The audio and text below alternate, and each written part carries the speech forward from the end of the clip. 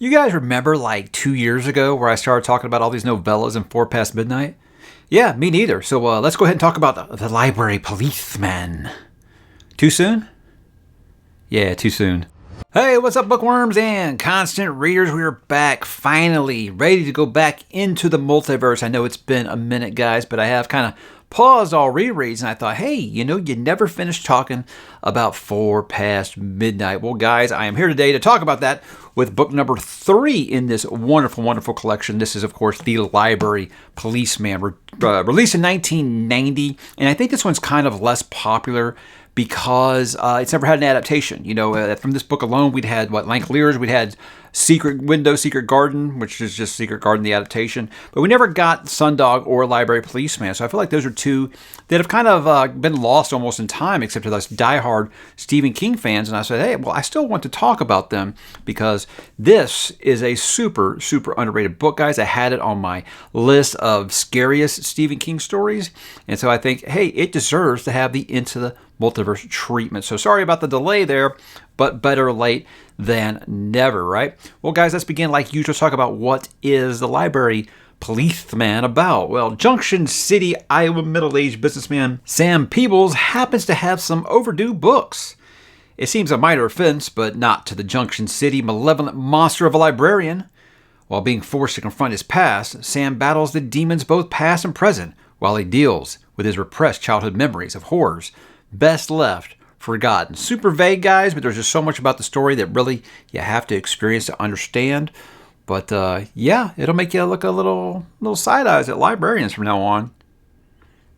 With this, guys, I'm going to start like usual. We're talking about what makes it good or bad. I will begin with the good because there is a bunch of it here.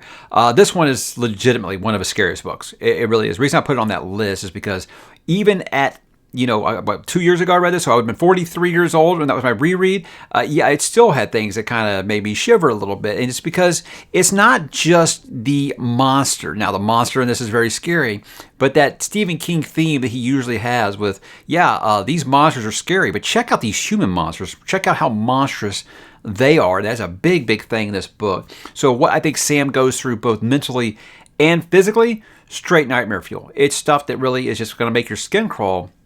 Some stuff that may actually make you want to close a book because it's very, very disturbing. I know I say that a lot, guys, but you just got to understand this one's on a different level than every other Stephen King book because I feel like it goes to some places that's like, wow, you did that. And I'm not talking about the usual, oh, Stephen kind of things. No, I'm talking about some stuff that's seriously, seriously disturbing to read. It really, really is. It's very, very tough to read. But I think that this one kind of plays out in a similar timeline to it, where it kind of flashes back, from the adult part of your life to your, the younger part of your life.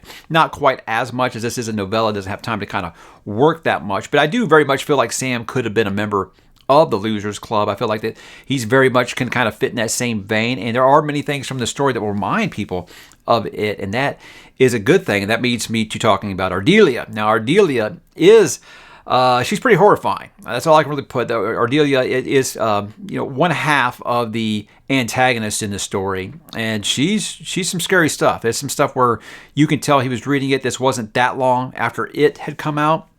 And I felt like he was kind of wanting to talk more about that species. And that species, you'll see what I mean when you get there. It's something that's going to seem a little familiar. And you may actually kind of feel like it could be something that was kind of left out of it. And again, to me, favorite Stephen King book, I feel like, that's something that I'm here for. And I felt like that stuff's very good. But I think that this book really tackles things about, sometimes those things that we bury away are kind of the scariest things of all. And that's usually stuff that, maybe when you were younger, while you're scared of everything when you're younger, but there's some stuff you don't understand, you just kind of file it away, and you get older and you think, wow, that was some scary shit, or you keep it buried for reasons. And I think this book really tackles that very, very well. I think it's one of those things where you look back and say, hey, all the teachers at my school, you think when you were that younger, you thought all your teachers at school must have been monsters. Well, this kind of plays with that fact a little bit, kind of like a little bit of the Faculty or Invasion of the Body Snatchers kind of way, but in less of an explained way. But I do think you will get kind of those same vibes where going back to thinking about how you were at school and thinking that, your teachers were monsters, and maybe they were. So as with most King stories, we see that people are the real monsters, and that is really kind of the crux of the story, is there are things that will just completely tear down any expectations you have for being scared by Mr. King going forward, because he takes it to a different level in this one. And it's one that, like, I remember when I read it, as a sophomore in high school, and I thought, well, that's messed up. And reading it now as a parent, like, oh my God, Stephen, what are you doing? So it's not oh, Stephen, like usual, but oh my God, Stephen. Those things do happen in this book, but it has all those kind of childhood nostalgia moments, wrapped around the horror. That's what I kind of like in my Stephen King coming of age stories. As he will do. You'll have those flashes of childhood nostalgia, and he'll be like, yeah, but you didn't have this happen to you. At least I hope that you didn't have this happen to you. So he does those things really, really well. I love that he also gives a hat tip.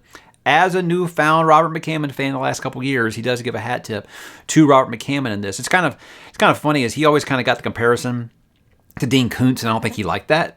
I think it was really more that Dean Koontz got the comparison to Stephen King, and he didn't really like that, so he kind of made a jab at him in it. But with this one, I think he got a lot of comparisons to Robert McCammon, and he liked that, because apparently he liked Robert McCammon. And I don't know that he disliked Dean Koontz. It's just kind of what it seems like. He had that character in it that was kind of an antagonist. But in this one, they just talk about Robert McCammon, how they just can't keep his books on the shelf. So I think that's a really cool way of Stephen to kind of tip the hat to one of his contemporaries there. But it's not all good, is it, guys? Now, this isn't necessarily things I think are bad, but there might be some things that might bother you. Serious trigger warnings for this book. I kind of preluded to it a minute ago. Serious trigger. I'm not playing, guys. I'm very, very serious this time. I've said that there are some books that, it might be a little difficult for you to read. This is very hard to read. It is very hard to read. I don't want to tell you what it is. I don't want to give it away, because that is the emotional crux of this book, if I tell you what that scene is. But it's one of those that's just like, I don't think they'll ever adapt this for this reason, because this is just chilling stuff. And Stephen, he never fades to black. He's gonna show you how the sausage is made, and it's very, very scary. It's very, very scary, and more so than usual. Like I'm saying, I can't stress that enough, that this has just maybe one of the most disturbing scenes he's ever written in any of his books, and it's messed up. And I mean, you just feel for Sam in this book. You really do. What this character is going through is just heart-wrenching stuff. And it's one of those where, like, you will be horrified, but you'll also be wiping away the tears, because it's just devastating what happens. And again, that's where King he's awesome. He writes his characters, makes you care about them so much. But with this, it's not necessarily a good thing, because you do care. But I do think there's an unnecessary love story between Sam and Naomi. I get where it's coming from. I think that, King was a recovering alcoholic at this point, and I think that he wanted to kind of write that, even if you've done a lot of bad things because of your alcohol abuse in the past, there is a redeeming path for you. So I don't find it necessarily bad. Just wanted to. I think he was just kind of projecting a little bit. Hey, I've done all these awful things. And my wife still loves me. And Naomi's done some awful things with her alcohol abuse. And the fact that she can still find love and is capable of love, and it's important, I think, for him to say that. But it did kind of, a story that's just short, Stephen isn't really able to flesh out his characters as much as he would, so it might seem like it's a little forced or a little rushed. That might bother a little bit. And I mentioned it a second ago, it might feel like this is kind of an abandoned plot line that he had for maybe an 8th member of the Losers Club, and it really can't feel like that. And to me, that's fine. Like I said, I could see Sam fitting in with the Losers Club, no doubt. And this plot line actually being one of the plot lines. It was kind of used a little bit for Ben in it, but I can see maybe this was something that he had kind of left on the cutting room floor with it, because there's no real sequel to it, but I feel like this and later might be the only things that really kind of feel like they would belong in the world of it. And I feel like that's a good thing. But if you're going into this expecting, you're going to be disappointed, I think. So again, I do think some of his novellas are some ideas or some recycled things that he does. But with this one, I think you're going to feel it a little more, because it very much does. But if you're like me and you want more of it, I think you'll like it quite a bit. But guys, why should you read it? Again, question I get asked the second most, first being, where should I start with, is what are Stephen King's scariest books? Without a doubt, this is one of his 10 scariest. And not just because of the monster, not just because of the human things, but just because overall you just feel like you need to go take a shower after you read this book, because it's so freaky and it's so descriptive.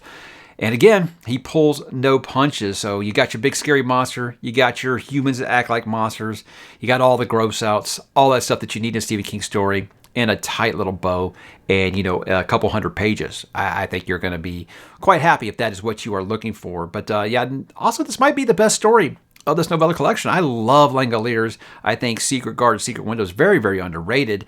But this, I think, again, if this was Different Seasons was his non-horror books of novellas, this is definitely very much him setting foot back into horror and saying, yeah, I can still scare the hell out of you if I want to.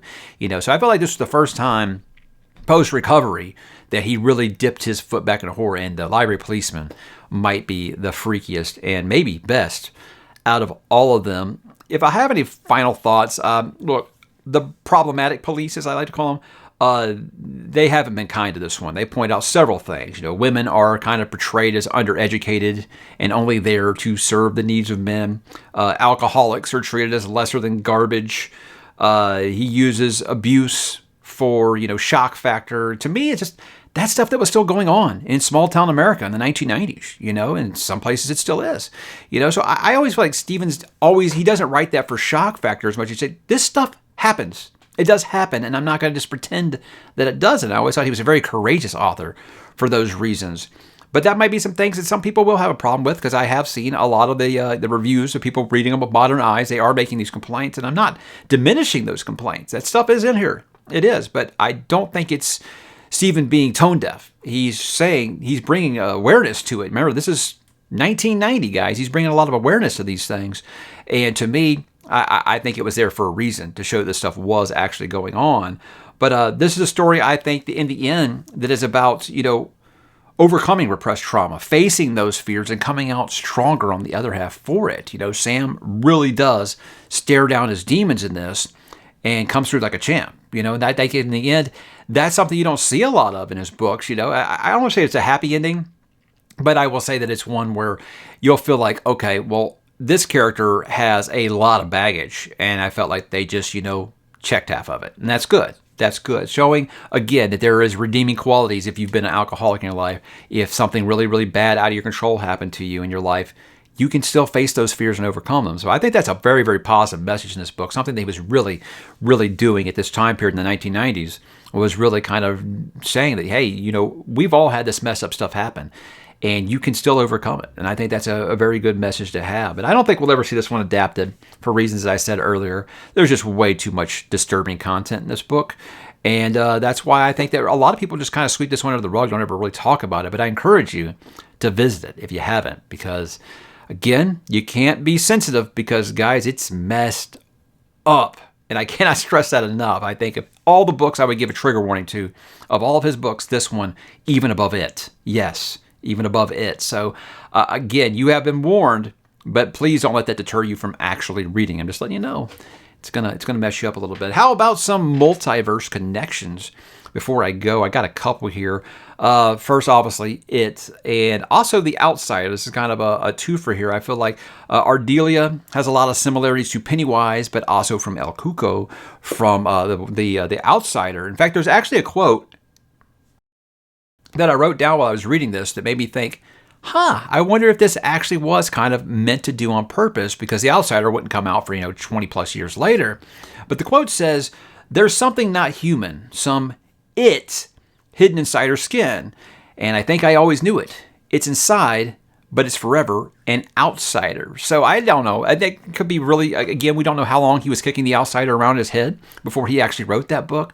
But to me, it's just like, okay, so many similarities to those two books, and then this quote in this book, that's, yeah, okay. Misery's a big one, because you're dealing with a librarian, and she does mention Paul Sheldon, the author in Misery, and his Misery books are in the library.